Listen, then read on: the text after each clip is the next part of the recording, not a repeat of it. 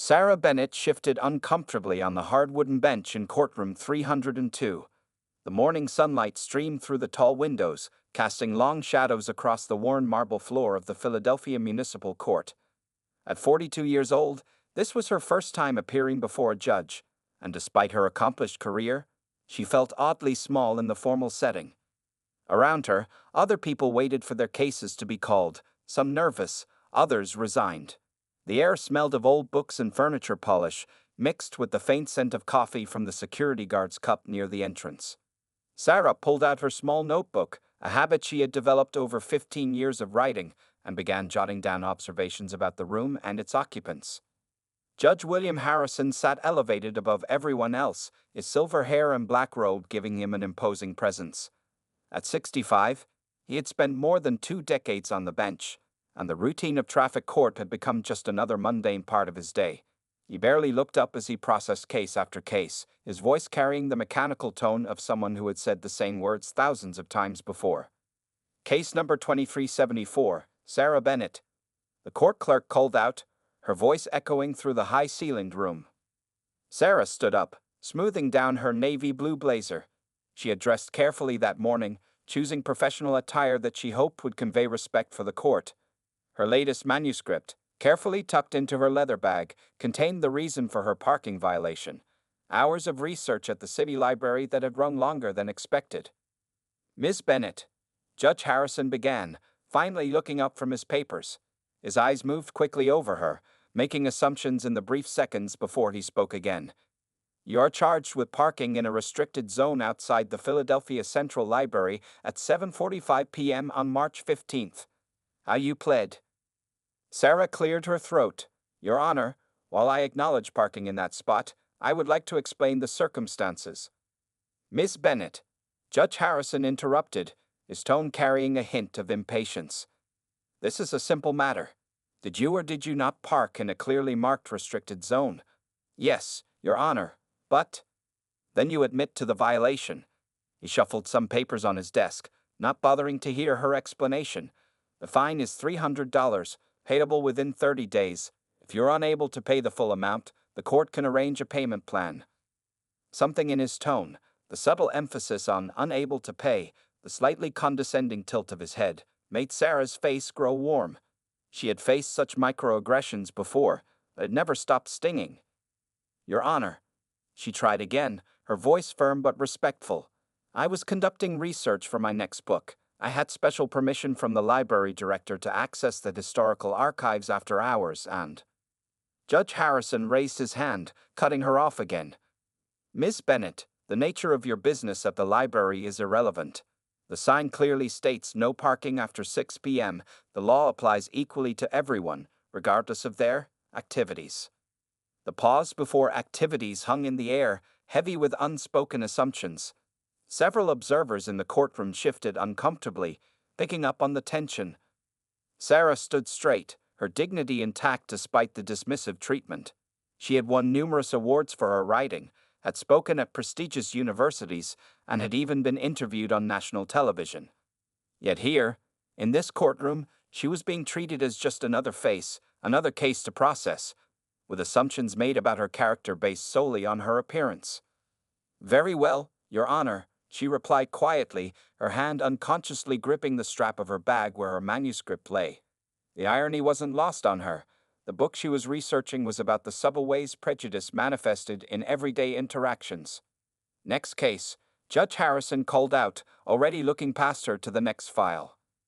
Sarah gathered her belongings and walked out of the courtroom, her heels clicking against the marble floor. Outside, the spring air felt fresh compared to the stuffiness of the courtroom. She pulled out her phone, checking the time. She had a meeting with her publisher in an hour to discuss the very book she'd been researching that night at the library. Little did Judge Harrison know that his courtroom, his behavior, and this entire interaction would soon become more significant than just a simple traffic violation. Sarah opened her notebook again and with steady hands began to write. Later that afternoon, Judge William Harrison sat in his private chambers, mechanically signing off on the morning's cases. The leather of his chair creaked as he leaned back, rubbing his tired eyes. After 23 years on the bench, days like these all blended together. The stack of folders on his desk seemed endless, each one representing another face he barely looked at, another story he hadn't bothered to hear. His secretary, Mrs. Reynolds, knocked on the door with his afternoon coffee. "Judge, your wife called. She wants to remind you about the Literary Society dinner tonight at the Riverside Hotel." Harrison nodded absently, reaching for the coffee. The Literary Society events always bored him, hours of listening to people discuss books he'd never read. But Margaret, his wife of 30 years, was the Society's treasurer, and she insisted on his presence at these functions. As he sipped his coffee, his mind wandered back to the morning session. Something about the woman in the navy blazer, Sarah Bennet, nagged at him. There had been dignity in her posture, intelligence in her eyes that didn't match his preconceptions. He pushed the thought away. In his experience, everyone had an excuse. Everyone had a story. His job was to apply the law, not listen to endless explanations. Across town, Sarah sat in her publisher's office, her hands wrapped around a cup of mint tea. The morning's court experience had left a bitter taste in her mouth, but she was determined not to let it overshadow her success. "The manuscript is coming along beautifully, Sarah," said Janet Morrison, her publisher of 12 years. "Your research on systemic bias in everyday interactions is compelling. The library's historical archives must have been a goldmine." Sarah smiled wryly. "Those archives cost me a $300 fine this morning." She recounted her experience in traffic court, her voice steady despite the lingering frustration. Janet listened, her expression growing increasingly concerned. "The irony is almost too perfect," she said finally.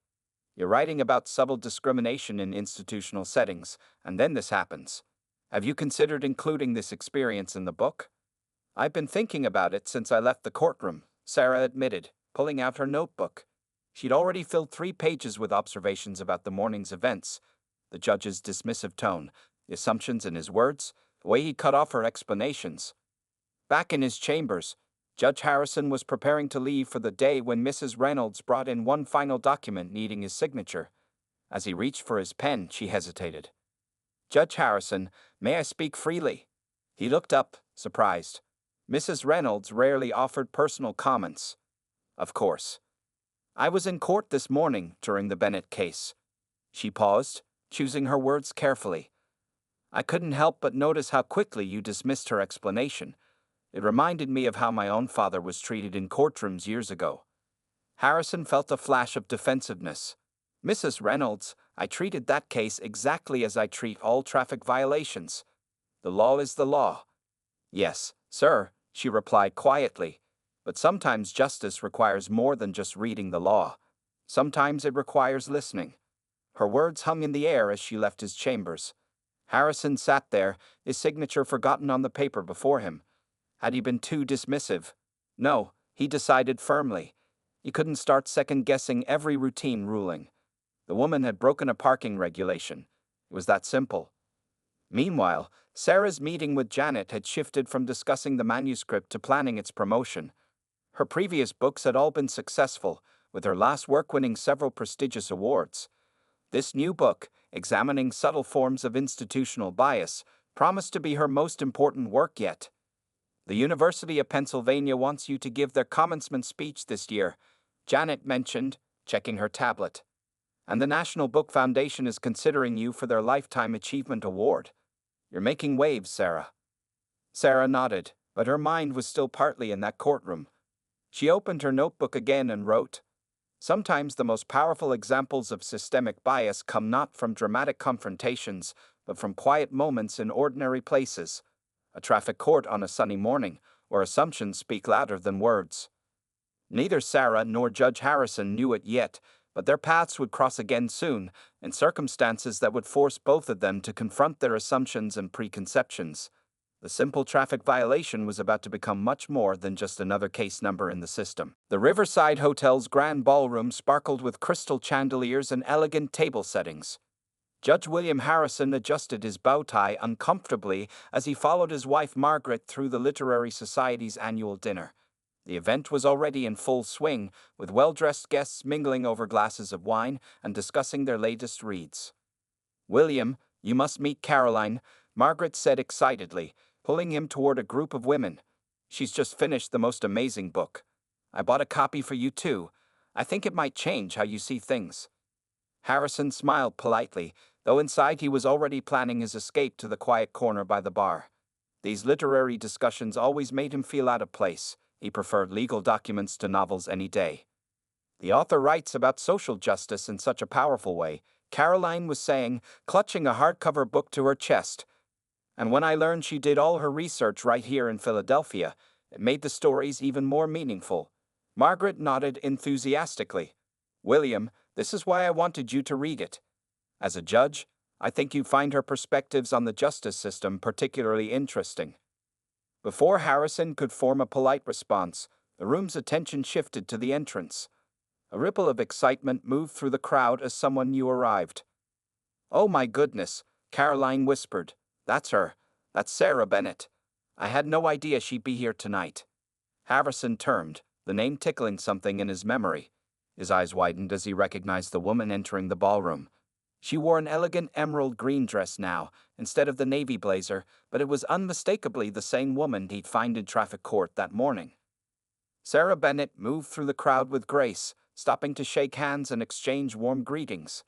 People gathered around her like moths to a flame, each eager to share how her books had touched their lives. Her latest book spent 12 weeks on the New York Times bestseller list, Margaret informed him proudly. And her new work about institutional bias is already generating buzz. The advance reviews are calling it groundbreaking. Harrison stood frozen, the weight of recognition settling heavily on his shoulders. The woman he'd dismissed so casually that morning wasn't just another traffic offender. She was a celebrated author whose work was respected across the country. Sarah hadn't noticed him yet, busy signing books and accepting congratulations. Harrison watched as she spoke with a young student who had tears in her eyes, clearly moved by whatever Sarah was saying to her. "Did you know?" Caroline continued, unaware of Harrison's growing discomfort. "She's been nominated for the Pulitzer Prize, and she does so much work with underprivileged communities, encouraging literacy and education." Margaret touched Harrison's arm. "Dieter, are you all right? You've gone quite pale." Before he could answer, Sarah turned in their direction. Their eyes met across the room, and Harrison saw the flash of recognition in her face. For a moment, neither moved. Then Sarah excused herself from her admirers and walked directly toward them. Harrison felt his collar growing tight as she approached.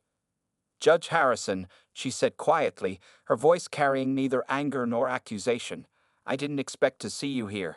Margaret looked between them, confused. "You two know each other?" "We met briefly this morning," Sarah replied, maintaining her composure. "In traffic court." Understanding dawned on Margaret's face. "Oh, William, this is the author I've been telling you about. Her book about social justice in modern America is what I left on your nightstand last week." Harrison stared at the book in Caroline's hands, seeing the author photo on the back cover properly for the first time. The same intelligent eyes that had looked up at him in court now gazed out from the photograph, along with a list of achievements that made his earlier dismissive treatment seem even more shameful. "Miss Bennett," he started, but found himself at a loss for words. Sarah simply smiled, though it didn't quite reach her eyes. "Perhaps, Judge Harrison, you'd be interested in joining the discussion later about my current research. It's about how quick judgments and unconscious bias can impact people's lives in surprising ways." The irony of her words hung in the air between them. Around them, the party continued, but Harrison felt as though the ground had shifted beneath his feet. His morning's assumptions and actions now seemed not just unfair, but embarrassingly prejudiced. As Sarah had excused herself to speak with other guests, Harrison reached for his wife's copy of the book, suddenly very interested in what Sarah Bennett had to say about justice and judgment in modern America. Judge William Harrison couldn't sleep that night. He sat in his home office, surrounded by stacks of Sarah Bennett's books that Margaret had enthusiastically provided. His reading lamp cast a warm glow across his desk as he turned page after page, his coffee growing cold beside him. The more he read, the more uncomfortable he became. Sarah's writing was clear and powerful, filled with real-life examples of how subtle prejudices affected people's daily lives. In one chapter, she described a black doctor being mistaken for a janitor in his own hospital. In another, she wrote about a successful businesswoman being assumed to be a secretary during a major meeting. "William, Margaret appeared in the doorway, wearing her blue robe. "It's 2 a.m. Are you still reading?" He looked up, his eyes tired but alert. "Did you know she won the National Book Award 3 years ago? And she's given speeches at Harvard and Yale about systemic bias in our institutions." Margaret walked over and placed a gentle hand on his shoulder. "That's why I wanted you to read her work. She has a way of making people see things they've been blind to." The next morning, instead of heading straight to court, Harrison visited the Philadelphia Central Library. He showed his judicial ID to the security guard and made his way to the historical archives section. "Judge Harrison?" The library director, Mrs. Chen, looked surprised to see him. "How can I help you?" "I'd like to know about Sarah Bennett's research permission," he said. "The night she received a parking ticket." Mrs. Chen's expression changed to one of understanding. "Ah, yes, we gave her special permission to stay after hours. She's been researching historical court records for her new book about bias in the justice system. She's actually discovered some fascinating patterns in Philadelphia's legal history." Harrison felt another wave of shame wash over him. He thanked Mrs. Chen and headed to his chambers at the courthouse, where he did something he'd never done before. He pulled up his own case records from the past year. For hours, he studied his rulings, looking for patterns he'd never noticed. The numbers told an uncomfortable story. His fines for minor offenses were, on average, 15% higher for minorities. He'd interrupted explanations more frequently when the defendant was a person of color. The data was right there, in black and white. Mrs. Reynolds brought in his afternoon coffee and found him surrounded by case files and sticky notes. "Judge Harrison, your first case is in 30 minutes. He barely looked up. "Mrs. Reynolds, remember what you said yesterday about listening? I think I've been failing at that for a very long time." She smiled softly and placed a newspaper on his desk. "You might want to see this then." The local paper's culture section featured a large photo of Sarah Bennett. The headline read, "Award-winning author's new book examines bias in Philadelphia's justice system." Harrison read the article carefully. Sarah had spent 6 months researching court records, conducting interviews, and gathering data. Her new book promised to reveal how unconscious bias affected everything from traffic tickets to major court rulings. He opened his laptop and began searching for more information about her work. Videos of her speaking engagements showed a passionate, articulate woman who didn't just point out problems, she offered solutions. In one particularly moving talk, she discussed how small changes in perspective could lead to major improvements in justice. His phone buzzed with a text from Margaret. "Sarah Bennett is giving a reading at the university tonight. Want to come?" Harrison stared at the message for a long moment. The old him would have made an excuse, but the stack of her books on his desk, filled with sticky notes and underlined passages, seemed to demand something different from him. He picked up his office phone. "Mrs. Reynolds, please clear my evening schedule." As he prepared for his afternoon cases, Harrison pulled out a fresh legal pad. At the top, he wrote, "Questions to consider before ruling." Below it, he began listing things he'd learned from Sarah's books. Listen fully before deciding. Consider context. Question assumptions. The afternoon sun streamed through his office window, highlighting the dust motes in the air. On his desk, Sarah's latest book lay open to a passage he'd read multiple times. True justice requires more than knowing the law. It requires the humility to recognize our own biases and the courage to change them. For the first time in his long career, Judge William Harrison felt like he was truly ready to learn. The university auditorium was packed that evening. Judge Harrison sat in the back row, watching Sarah Bennett command the stage as she read excerpts from her previous books. Her voice carried strength and conviction as she shared stories of everyday prejudice and its lasting impact on people's lives. During the question and answer session, a young law student stood up. "Ms. Bennett, what inspired you to write about bias in the justice system?" Sarah's eyes briefly met Harrison's in the audience before she answered. "Sometimes, inspiration comes from unexpected places. Just yesterday, I experienced something in traffic court that perfectly illustrated the themes of my new book." Harrison sank lower in his seat as she described their interaction, though she never mentioned him by name. The audience listened intently as she explained how quick judgments and dismissive attitudes could make people feel invisible. After the event, Harrison didn't leave like most of the audience. Instead, he sat alone in his row, lost in thought. The empty auditorium felt as vast as his growing awareness of his own biases. Later that night, back in his home study, he pulled out the court records from the past 5 years. His wife Margaret found him there at midnight, surrounded by papers and legal documents. "William," she said softly, "you've been different since the Literary Society dinner." He looked up at her, his face tired but determined. "I've been wrong, Margaret. For so many years, I've been wrong." Margaret sat down beside him, picking up one of the many sticky notes he'd written. On it were numbers, statistics about his own rulings that showed clear patterns of unconscious bias. "You know," she said gently, "admitting we need to change is the hardest part." The next morning, Harrison arrived at court early. Mrs. Reynolds was surprised to find him rearranging his courtroom. He had moved his chair lower, making it level with where defendants stood. "Mrs. Reynolds," he said, "please cancel my first hour of cases. I'd like to hold a meeting with all the court staff." When the staff gathered, Harrison did something unprecedented. He stood before them, not in his judge's robe but in a regular suit, and spoke from his heart. "For 23 years, I've sat in judgment in this courtroom," he began. "Yesterday, I learned that justice isn't just about knowing the law. It's about seeing people, really seeing them." He shared what he'd discovered in his case records, admitting to patterns of bias he'd never noticed before. Some staff members shifted uncomfortably, while others nodded in recognition.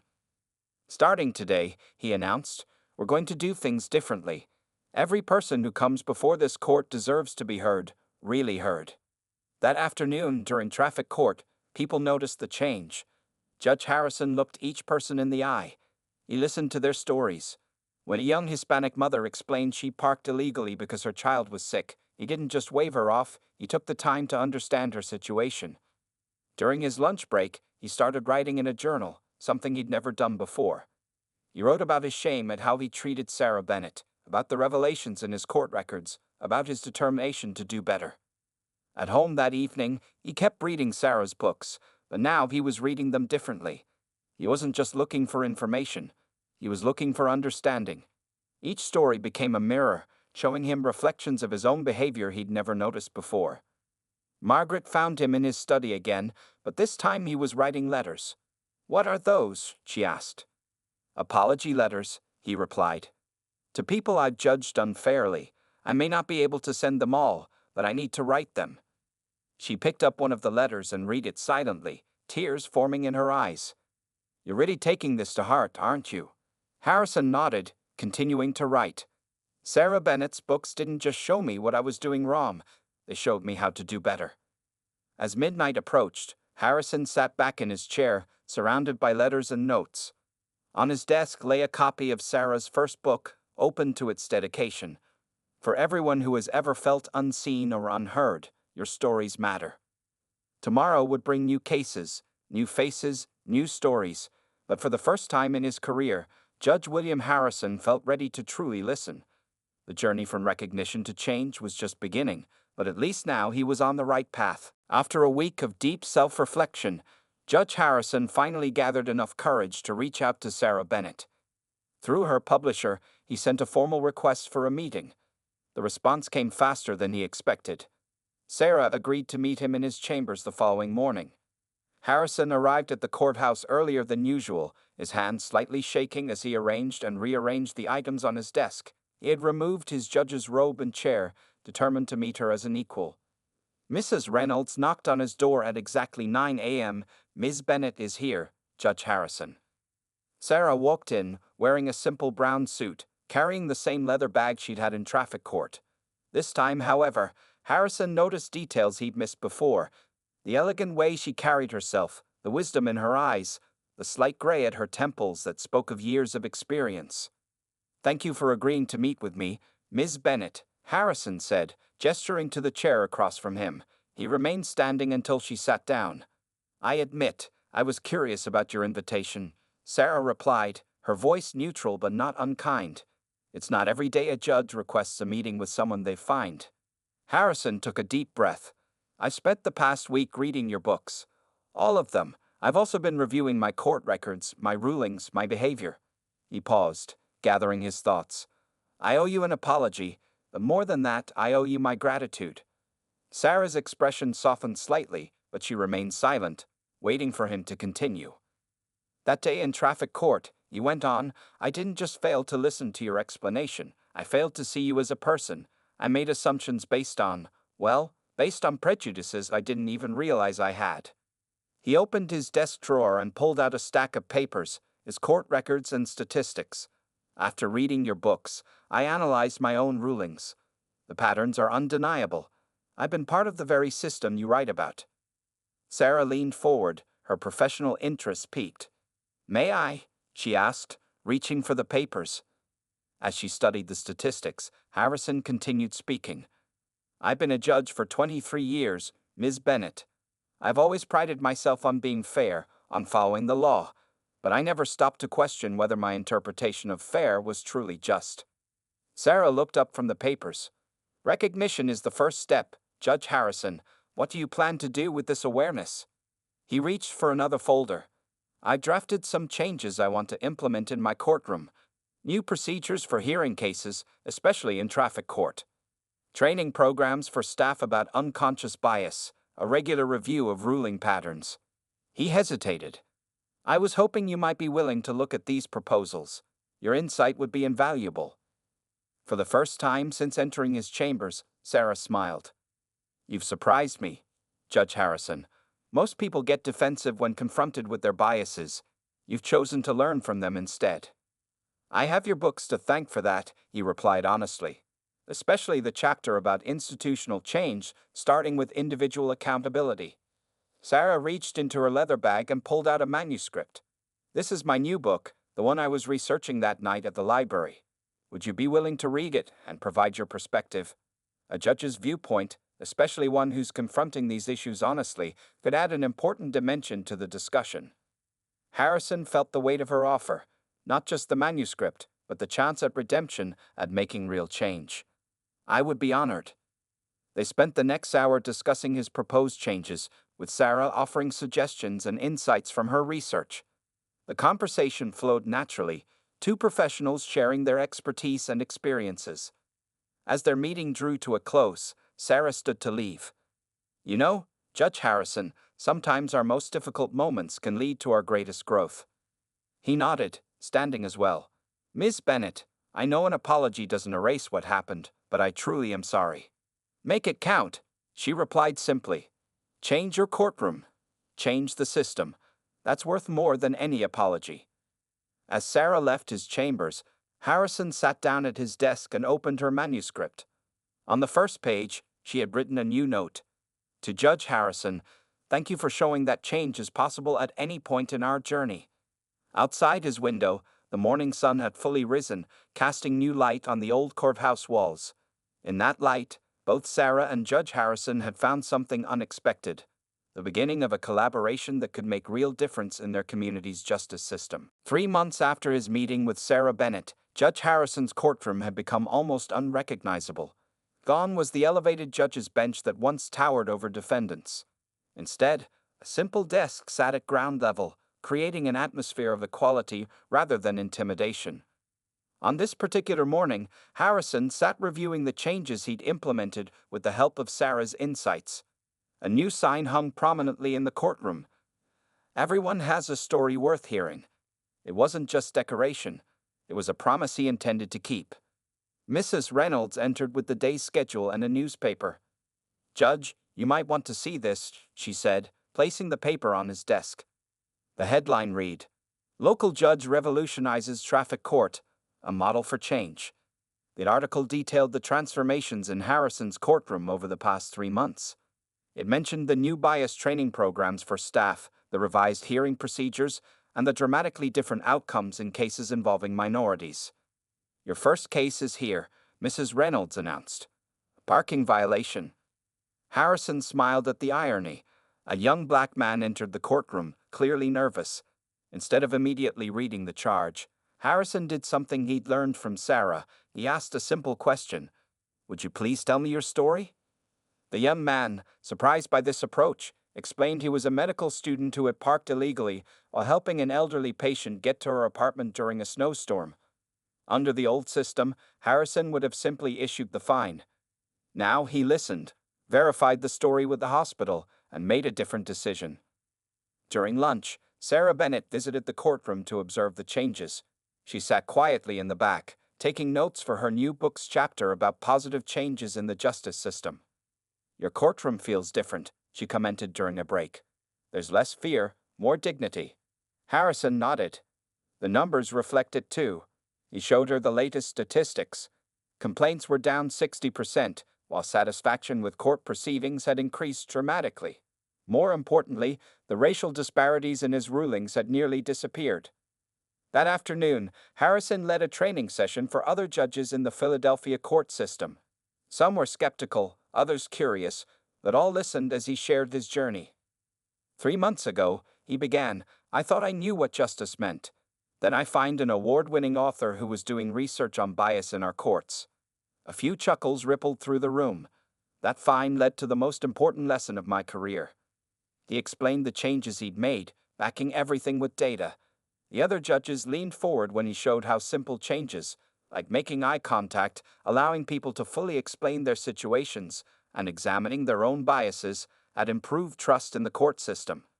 "It's not about being lenient," he explained. "It's about being fair. Really fair, not just technically fair." After the session, an older judge approached him. "I've been on the bench 30 years, he said. "Maybe it's time I learned some new tricks too." That evening, Harrison received an email from Sarah. She attached a draft of her new chapter about his courtroom's transformation. The title read, "Change from Within: How One Judge's Awakening is Reshaping Justice." Reading it at home, Harrison felt tears in his eyes. Margaret found him in his study, the printed pages in his hands. "Are you okay?" she asked softly. "I've been a judge for so long," he replied, "but I'm only now learning what justice really means." The next morning, Harrison implemented another new practice. Before court began, he spent 10 minutes reviewing not just the cases, but his own mindset. On his desk lay a small journal where he tracked his decisions, looking for any signs of bias creeping back in. As people entered his courtroom, they noticed something else new: photos on the walls showing diverse faces and stories of local community members. It was another idea from Sarah's books, humanizing the space where justice was served. Mrs. Reynolds brought in his morning coffee and the day's first case file. "You know," she said, "when I first suggested you might be treating people differently, I never expected all this." Harrison smiled. Sometimes the smallest moments lead to the biggest changes. As he prepared for another day of cases, Harrison glanced at the quote he placed on his desk, words from Sarah's first book. "True justice begins with the willingness to see every person's humanity." The morning sun streamed through the courtroom windows, illuminating not just a changed space, but a changed man. In just 3 months, Judge William Harrison had transformed from a symbol of institutional bias to a beacon of hope for judicial reform. And he was just getting started. 1 year had passed since that fateful morning in traffic court. The Philadelphia Convention Center's main hall was packed with judges, lawyers, and civil rights activists from across the country. On stage, Sarah Bennett and Judge William Harrison sat side by side, preparing to give the keynote speech at the National Conference on Judicial Reform. Sarah's new book, Justice Seen, Justice Served: A Story of Change, had become a national bestseller. The chapter about Harrison's transformation had sparked a movement in courtrooms across America. Now, they were here to share their story. "Ladies and gentlemen," the conference organizer announced, "please welcome Sarah Bennett, award-winning author, and Judge William Harrison, pioneer of the Equal Justice Initiative."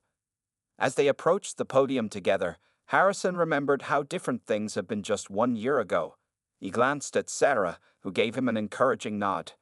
"My journey began with a parking ticket," Sarah started, drawing quiet laughter from the audience. But it became something much more meaningful when one judge had the courage to look in the mirror and change. Harrison stepped forward. "And my journey began with a mistake, treating someone as just another case number instead of a human being. That mistake turned out to be the most important lesson of my career." They took turns describing the changes in Harrison's courtroom over the past year. The statistics were impressive. Complaints down by 80%, appeals reduced by 65%, And most importantly, the racial disparities in rulings have been virtually eliminated. From the audience, Mrs. Reynolds watched proudly. She had helped document every step of the transformation, and now other court clerks were using her observation methods as a model for tracking bias in their own courtrooms. But the real success stories, Sarah continued, are the human ones. She gestured to the screen behind them, where photos began to appear, people whose lives had been impacted by the new approach to justice.